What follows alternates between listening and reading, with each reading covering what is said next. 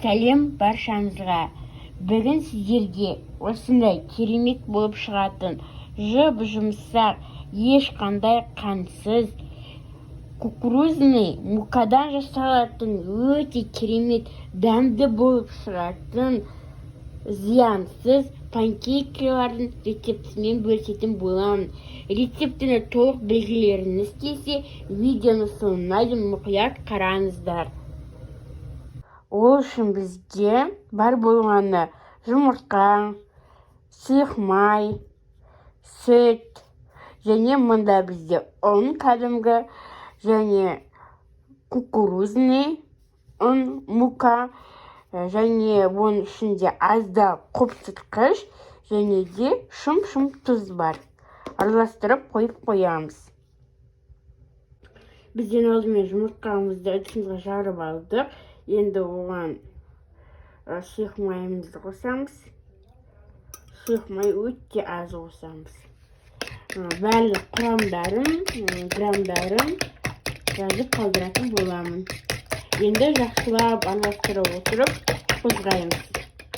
Енді кезекте ұнымыз, мен мұнда кукурузный және де обычный мукамыз бар. Соны аздап ситадан өткізе отырып, қосып, жақсылап шанышқымен араластыратын боламыз. Толықтай іртік қалмайтындай, барлық ұн біткенше аздап қосып отырып, жақсылап араластырамыз.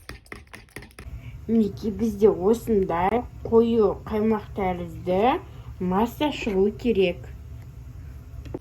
Енді мұнда аздап қана, бұл бірақ маңызды емес. Егер сіздер панкейктің көтеріліп жақсы шыққанын қаласаңыздар, қасықтың ұшымен аласыздар, сода және де уксуспен бір-екі тамшы араластырасыздар. Сонда біздің панкейктарымыз жақсы көтеріледі. Бұл бірақ маңызды емес. Қаламасаңыздар қатпауға да болады. Енді табағымызды қыздыруға қойып қоямыз. Табағымызға аздап сары май жағамыз. Сұйық май емес, сары май. Осылай аздап жағып шығасыздар. Біздің табағымыз қызды. Енді осылай аздап бір қасықтан салып пісіретін боламыз.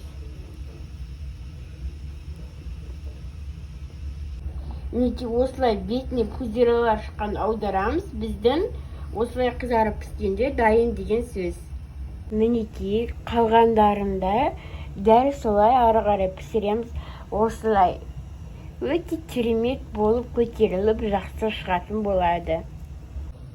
Мінекей біздің панкейктер пісіп шықты.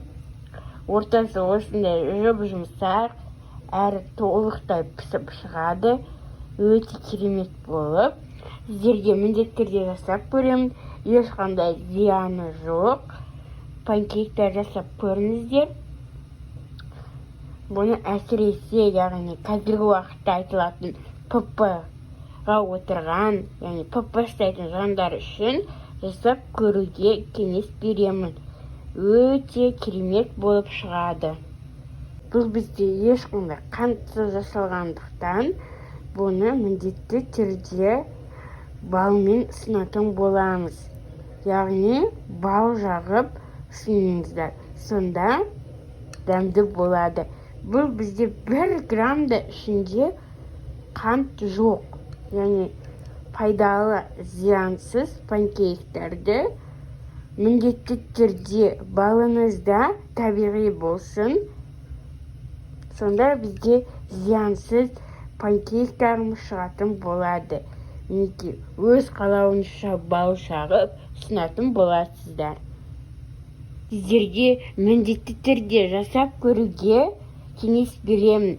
Рецепт ұнаса, менің каналыма тіркеліп кетіп, лайк басып, және де қандай рецептер күткілеріңіз келеді, қандай рецептер керек, комментарияға жазып кетіп отырыңыздар.